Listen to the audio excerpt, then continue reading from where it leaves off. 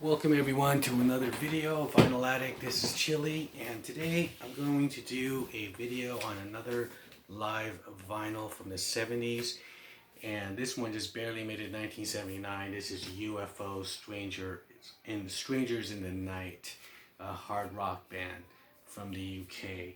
But before we get into that, don't forget to hit the like, comment, and share button, and subscribe to this channel if you still haven't. Okay, so let's get into this. U.F.O.'s album, Strangers in the Night. This is the band by guitarist Michael Schenker, who is pretty much, I feel, is underrated. He influenced so many guitar players in the heavy metal realm, as far as the thrash metal scene, and guitars from everyone from Slash, Randy Rhoads, you name it. This guy has been an influential part in their guitar playing, and just his methods, his tone, everything. Now he is the brother of Rudolf Schenker from the Scorpions, and before he was in U.F.O, he was in the Scorpions for a brief moment, and they were opening up for U.F.O, and U.F.O at the time fired their guitar player, or something happened, and he joined U.F.O, which is a band which was formed by Phil Mogg, the singer, and the bassist, and the drummer. And so they just needed that missing part. And so they wrote a lot of songs together, Phil and Michael. And the songs that are very popular are like Lights Out, Doctor Doctor, and this album here is the last album before he left the band in 1979, and this is not a complete show. Unlike how we have live performances captured now, there's a lot of just complete shows, set list from beginning to end. This is comprised of two shows, one in Chicago, I believe, and another venue, but the songs on here, they're classic. Natural Thing, Out in the Streets, Only You Can Rock Me, which is a radio staple, Doctor Doctor, which was the single from here, Mother Mary, Love to Love is a great song. It's a ballad, and this Kids, Lights Out, Rock Bottom. The Rock Bottom guitar solo on here is the main focal point. I mean, if I would have to say the one song in the album which is to be spotlighted is, yes, that's his guitar lead, and it's I think like 7 minutes or something like that. Let me see. It is pretty. It's a long song, but his lead is he's just bursting out with different melodies throughout it, and it's amazing. It's 11 minutes. Wow. But it doesn't seem like 11 minutes, but his playing is just, if you want to hear some great guitar playing, this is the song to hear it. But I mean, the whole thing is great. Of course, his leads on Lights Out, way better than the studio stuff. This is that kind of album where you go, wow, they are way better than they are in the studios. Even though the studio recordings are good, when you hear this, it's just like, wow, they're fucking way better in live. It's that kind of band.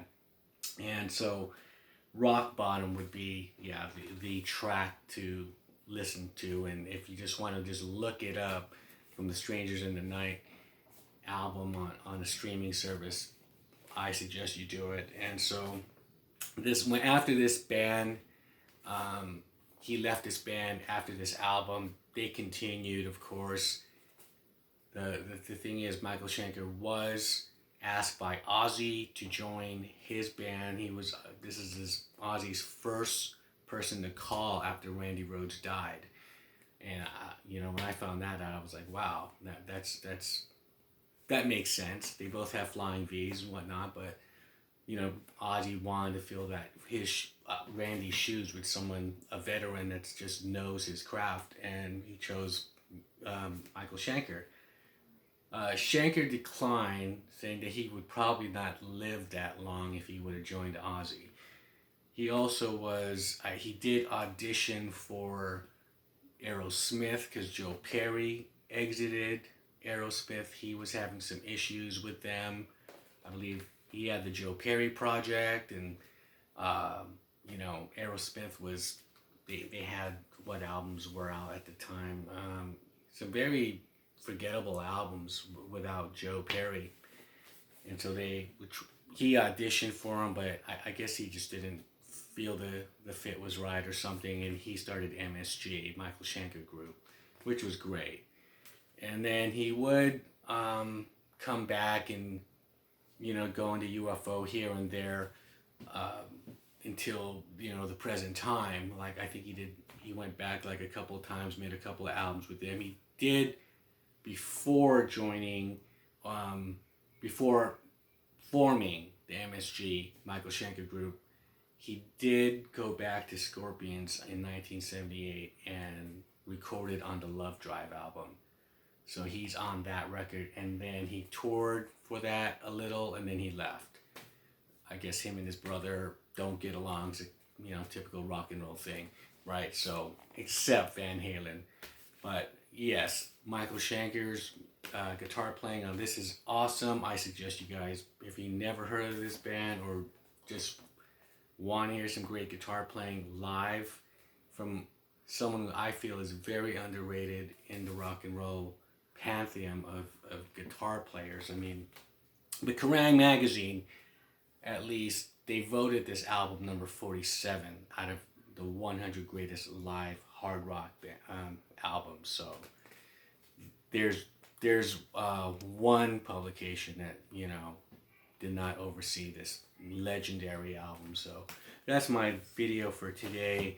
So comment below, what are your thoughts on Michael Schenker? Is he one of the underrated greatest guitar players in heavy rock? I feel he is. Him and Richie Blackmore don't get a lot of credit as far as what they brought to the table. And don't forget to hit the like, share, and subscribe to this channel if you still haven't. And I see you guys on the next video. Bye.